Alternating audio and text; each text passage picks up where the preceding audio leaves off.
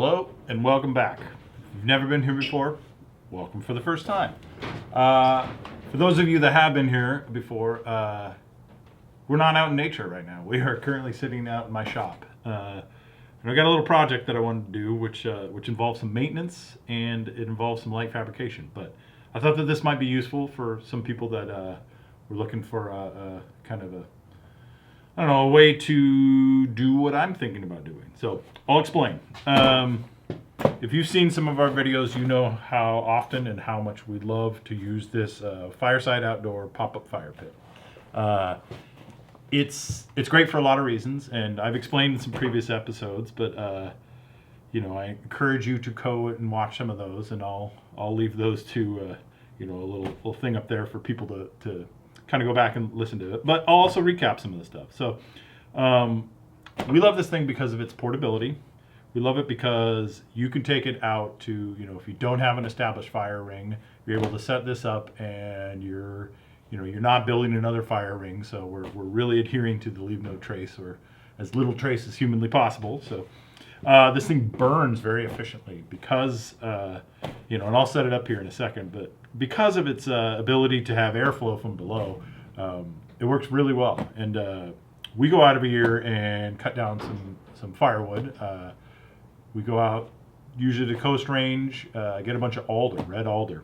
Burns really, really well, but so we'll take down trees and we'll split it for the year. And we don't really have a good, at our house, we don't have a fireplace. We don't have a wood stove. We don't have an outdoor fire pit besides this. So really it is just for camping, but we spend a lot of time out there. And so with that, we're looking at ways, that we can really reduce our impact, but also, so we're not, by collecting firewood this way, we're not getting out to campsites and collecting all the firewood around there. I'm sure any of you that have done this long enough have seen and have gone to the campsites where someone with not the best intentions, well, maybe the best intentions, but not the best practices, has gone through and, cut down live trees around the camp. And there's no need for that. So what Jen and I have always tried to do is just to do something, that's the most responsible approach that we can, shy of not going. But so with this thing, as I've said many times before, maybe I haven't said it many times before, but with those established fire rings, a lot of times people throw trash in there, and we like to cook off of this thing as well. So that ties into what the project is going to be for today. So it's kind of twofold, well, like I say, threefold. The pit, we've used it so often that we are actually going to need to replace the mesh. So we camp a lot. When you've probably again seen, if you've watched this enough, that we have taken, these things are kind of nasty, but we take these grates. They're off of an old barbecue that we have. They're cast iron grates, so they're great for cooking, but they just kind of have rested on the edge of this thing because it forms a square, and we build a fire, put the square off to the side, move some coals. And I've been thinking, well, what if I had a little bit more versatility? So project number one, we're going to replace the grate. Project number two, I have some aluminum angle iron here. What I'm going to do is I'm essentially going to create two channels, two tracks rather, sorry, that this is going to sit in like this, and we'll be able to move either two of them next to each other, or we could set it like this, and these should be able to slide down the side. So it'll all make sense once you do it, and it'll involve some loud angle grinder noises and some bending and all that kind of stuff, I think. The final project, if I can get to it today, these things have seen some better days, so I'm going to try to wire wheel them down and potentially re-season them, just because they live in the truck, honestly, and they don't see the best care and maintenance. So that's the goal for today. I'm going to get into this, and I hope that for anybody that has a Fireside pop-up pit, that this is useful for you. For anyone that's considering getting one, that this might be a relatively easy fabrication mod, but Final thing I'll throw into this is they are not a sponsor of this channel in any way, shape, or form. I wish they were, but that's okay.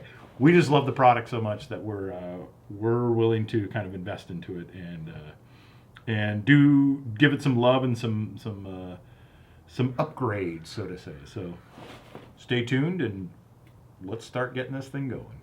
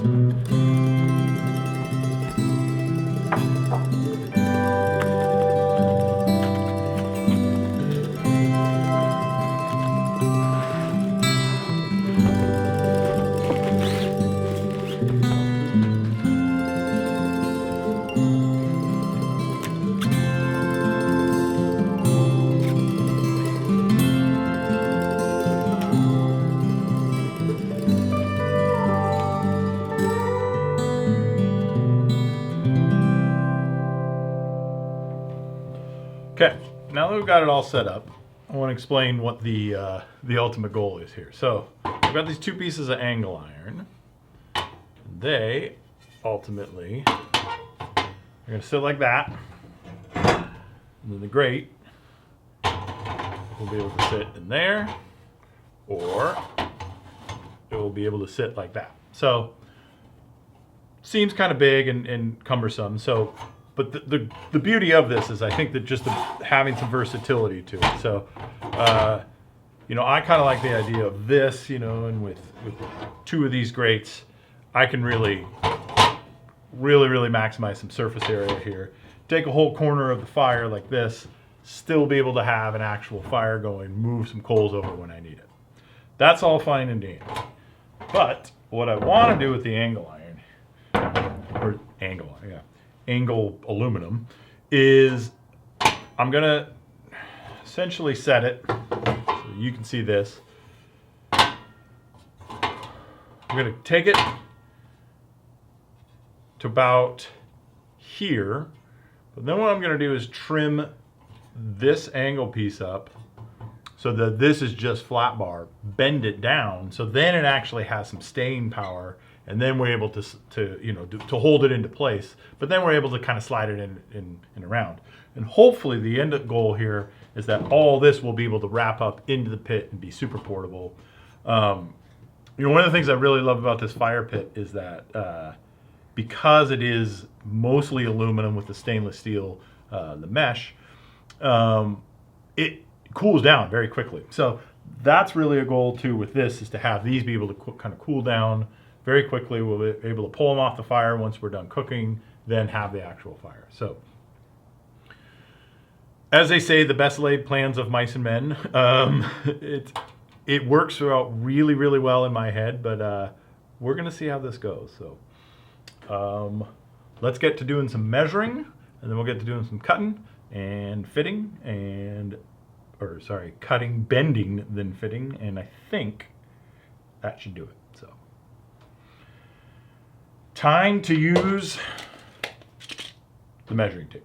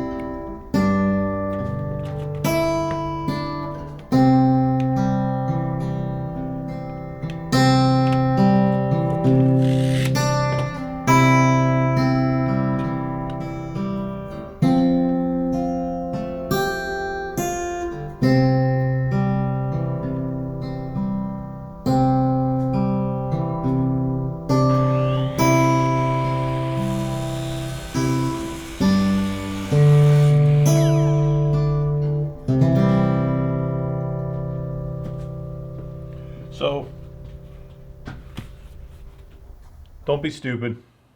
Wear safety gear. It's really that simple. I have prescription safety glasses on. My eyes aren't terrible, but they're terrible enough that these help, and some hearing protection, and then I have a little dust mask over there for just when I start to grinding away on this stuff. So I was able to get everything cut down the length here. And what we're going to do is go off, basically measure. You can't see that if I don't turn it towards you. We're going to measure off of here, trim down the sidewall, and then we'll take it over to the vise, heat it up, bend it down, and then in theory that should just sit down just like that. So I'm hoping that all works. And, it's going to look a little something like this. So all right, I've got everything measured out here, and so this is what I'm going to cut out. As you can see, I've cut a line here. I don't know if you can see this, but I'm compensating for that thickness of the sidewall here. So basically what I cut is this little tab out right here, and then I'll bend that down like that. So in theory that's going to work. We'll see. But yeah, I'm going to take it over to the vise and get it all secured, and then fire up the angle grinder.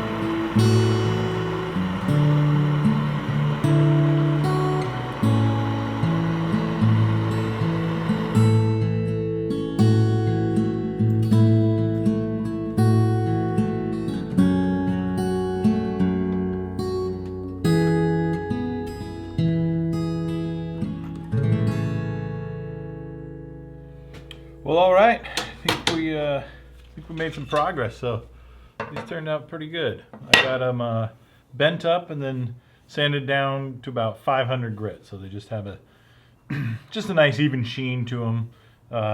You know, just kind of soften the edges and that kind of thing. But final step before we test it out and see if it works is to take a little bit of some acetone here and wear some gloves, because stuff's kind of gnarly. But this helps a lot with kind of cleaning it up a little bit, but it also takes the Sharpie marks off, and you know, nothing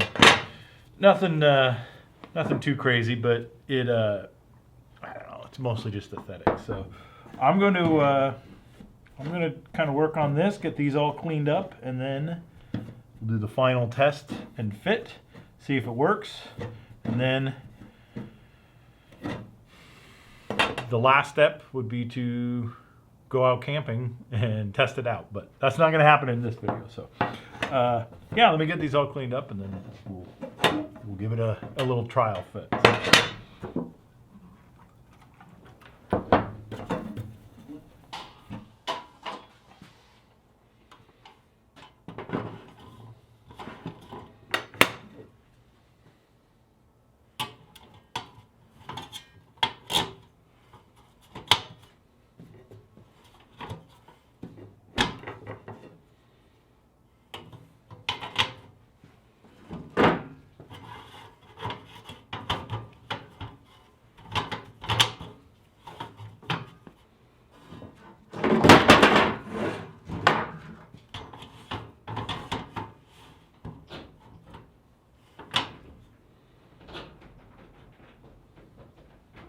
Okay, I think that works really nicely that way. These grates are disgusting, but and if we really wanted to do a lot of cooking, be able to do that. Do that.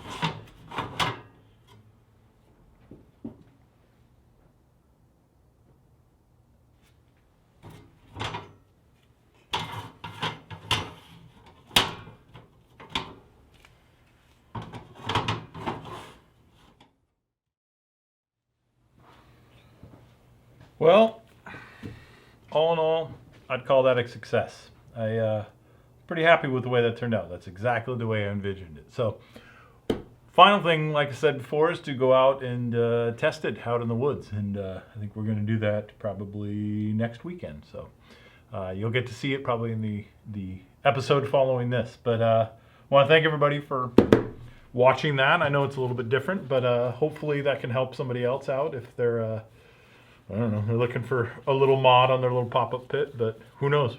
I'll let you know if it doesn't work. If it doesn't, then we'll we'll probably make this video go away. But yeah, I think I'm gonna go ahead and get the shop cleaned up, and I think it's, oh yeah, it's beer 30. And so yeah, thanks for coming along for the journey.